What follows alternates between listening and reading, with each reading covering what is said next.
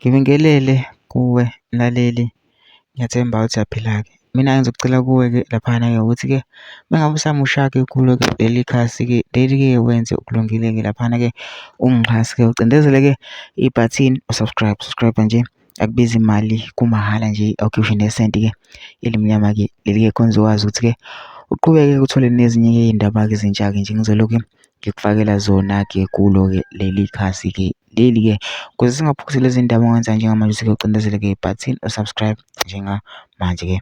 Udaba okulethele lona-ke namhlanje lithi-ke umlisa-ke laphana-ke oyi-MK yokuqina-ke laphana-ke usegcine-ke laphana-ke evumile-ke laphana-ke evuma-ke uRamaphosa-ke laphana-ke emncoma-ke ngokuhlakanipha-ke kwakhe-ke laphana-ke kodwa-ke uchazile ukuthi indaba-ke emuvume-ke laphana-ke kwividiyo-ke le engizokudlalela yona-ke ngizothi-ke mase ngidlalile-ke ngizothi ngicela ukuthi-ke ungene ama-comment section-ke ufushe umbono wakho-ke ngalo-ke lolu daba-ke lolu wena-ke ucabanga kanjani-ke masicindezela ibhasi nje subscribe nje, akubizi imali, kumahhala nje, ukhiphe nesenti-ke elimnyama-ke leli-ke khona uzokwazi ukuthi-ke ngiqhubeke ngikulethele-ke ezinye-ke iy'ndaba-ke kulo-ke leli khasi-ke leli-ke. Nayo-ke le video-ke awuyithokozele.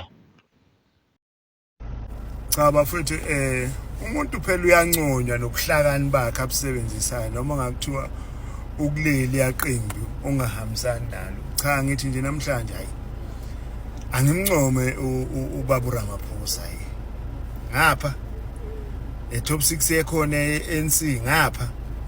Yabona phela lo muntu uthathe umengameli bonke bamaqembu wabenza ongqongqoshe, kusho ukuthi ngeke besaphikisana naye, ngeke besaphikisana, sebezwa ngaye.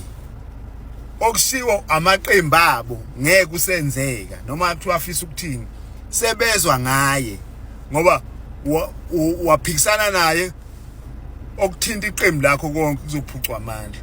So nje simbongele ubaba uRamaphosa, hayi uKhaliphile, hayi siyambongela kakhulu. Waphambana naye hamba kayi, so ufanele uhlale ulalele yena.